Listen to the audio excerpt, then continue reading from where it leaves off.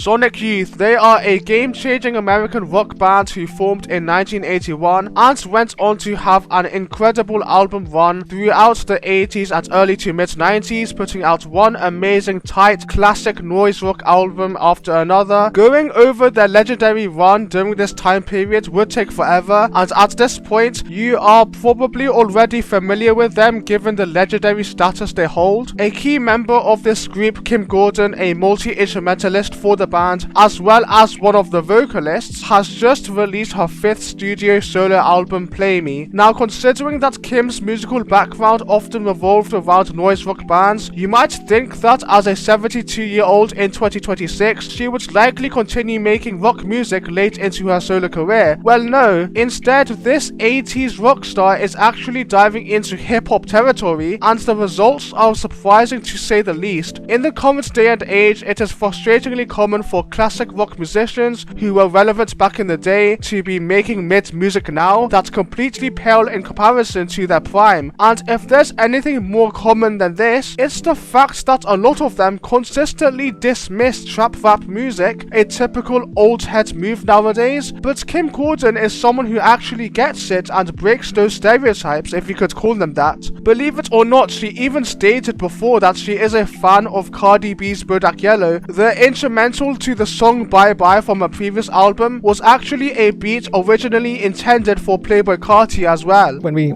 first did Bye Bye, he was like, well, my brother Jerry and I made this for Playboi Carti, but we thought it was too wild for him. We said, let's give it to Kim. It's mind-boggling that the same person who was part of the same groundbreaking band that massively influenced other legendary bands such as Nirvana is now on her second industrial hip-hop trap rap album in her solo career. It's such an unlikely, completely unexpected crossover of two different worlds. Like, I'm legit getting 21 Savage vibes off the song Blackout, which features a sinister, slow-going trap Metro Boomin type instrumental with a beeping sound in the background that feels like something you'd hear in a horror game set in a forest at night. If it weren't for what sounds like fuzzy, buzzing growls, then this beat would fit seamlessly into Savage Mode 2, which is pretty crazy to me, given that a 72-year-old rock legend is the one hopping on this beat. Though I wouldn't say she does it justice, it does suffer from feeling too underdeveloped given its lack of progression and short runtime, but I appreciate the ambition. There's also SUBCON, which has a beat so distorted that it's the type of instrumental I could see numerous amounts of young SoundCloud rappers hopping on back in 2017, but given how much she and Sonic Youth in general embraced noise, I should have seen her entry into the noisy side of the hip-hop world coming. She has also embraced the artistic use of autotune and glitchy effects on her voice, which was already present on a previous album, but I feel like they are more dominant here, like on Square Jaw, where the skipping effects on the vocals make the track even more of an earworm. What's interesting about the way she hops on these beats is that she isn't spitting some super melodic, rapid flows like a modern trap artist would, or bringing some vigorous, shouty energy on the mic. She raps like she's in the middle of having an orgasm, though not in a way that's trying to be sensual, more so seductive, but there's also a slight unnerving edge to her voice that is helped by the bizarre nature of the instrumentals behind it. It's husky and sort of gravelly. She makes the best use of the back of her throat when delivering her lyrics too, but to mention one more time in Square Jaw, her deadpan voice is a pretty interesting contrast to the threatening lyrics about wanting to sucker punch someone. The way she sounds on this song when she's saying these lines, she sounds as if sucker punching this person gives her sexual pleasure. The way she makes her voice vibrate when groaning the song title is attention grabbing too. I wouldn't even say it's accurate to describe her as rapping over these instrumentals. It's more like talk singing, which is something she of course did back in the golden Sonic Youth days, but now she's bringing that unique vocal style into a modern day trap experimental hip hop context, and since her voice has of course aged a lot since then, its throatiness sounds more exaggerated than ever before. Now, all these things I've mentioned so far about her voice and the instrumentals on some of these tracks are stuff that are are also present on her previous album The Collective, so you may be wondering what's this new album here does differently from her previous one. Well, she actually delivers some rock tracks into the mix alongside the hip hop ones, and on these rock ones, she is more so singing than talking or rapping. Take Not Today for instance, it is a indie rock moment where she actually switches between a deadpan voice and higher notes in a way that is incredibly gratifying. The instrumental itself is atmospheric, fuzzy, and somewhat dreamy. The psychedelic vibe comes as no surprise, as the producer Justin Raisin also had production credits on Lil Yachty's psych rock rollercoaster. Let's start here. There's this one moment towards the end of the song where nearly every instrumental layer becomes almost isolated aside from the drumming and bass line, which together sounds similar to a moment on Hard to Explain by The Strokes, which I find to be a funny similarity, as hearing a glimpse of The Strokes on an album that mostly consists of trap, rap, and industrial hip hop songs is something you wouldn't expect. So Kim is certainly delivering a greater range of different genres into the track listing, which is a great thing. Now, I wouldn't say Not Today is as uniquely distinct as the hip hop infused bangers, but it still shows that Kim knows how to make a catchy quality rock tune. The title track was another single which also went into unlikely territory in terms of sound, as the drums took more of a boom bap trip hop approach rather than a trap one, but the most surprising part is easily those trippy horns whose vibe makes me feel like it's hallucinating me. Busy Bee is a track that combines rock elements with hip hop, featuring industrial guitars and drumming that shift from a traditional rock style to trap rap. While I do like a lot of the weirdly infectious vocal melodies on this album, I think Kim sort of paints herself into a corner when it comes to writing hooks, as by the end of the album, the formula of repeating the same line in her signature strange vocal style with a short pause in between starts to get pretty old, though I will say the versatile range of beats across the album make up for this repetitive formula, giving each track a uniquely distinct identity that makes the repetition less noticeable. But I do still have to sit and wonder sometimes what makes Kim's performance on one song different from another song other than the lyrics. Lyrically, the songs here follow a similar rendition of The Collective, with some repeated lyrics that all come together to be vague and random. I'm sure there's a deeper meaning to these lyrics, but I feel like you've got to do some extensive research to understand what the lyric sheet in a song like Busy Bee means. The lyrics to this album are like misheard lyrics, except that they're actual lyrics, but in a way I think the vagueness and randomness of these lyrics add to the bizarre experimental sound of this album. Even the remixed version of Bye Bye from a previous album that appears here, called Bye Bye 25, despite having the clearest message on the album, still has lyrics that seem very random out of context, just like in the original song. Instead of reading what sounds like a shopping list like in the original song, this 2025 remix version has Kim listing the words that Donald Trump banned: mental health, electric vehicle, Gulf of Mexico, energy conversion, gay, bird flu. But I don't know any other rapper out there who can turn these set of lines into something that gets stuck in my head the way Kim does on this song. Another thing about this album is that it takes a briefer approach to runtimes compared to The Collective, which comes with some pros and cons. There are some highs here that I find are well suited to their short runtimes, making them endlessly replayable, whereas others feel too short for me to see what they bring, thus other songs on the track list have it already. The longer runtimes on The Collective gave Kim and her producers the opportunity to let tracks progress in more interesting ways. The tracks on Play Me aren't as progressive and serve more as a collection of brief bangers one after another. They're structurally less straightforward and feel underwhelmingly underdeveloped at certain points. However, I still find Play Me as a whole to be a pretty exciting follow-up to The Collective. Sure, Play Me may not be as vigorous, massive, or in your face as The Collective was, but the trade-off is more instrumental versatility and catchier moments. But if Kim is going to continue pushing this sound forward, I do hope to see her deliver a wider range of flows, less repetitive lyrics, and more unique choruses that don't sound consistently formulaic. Please like and subscribe.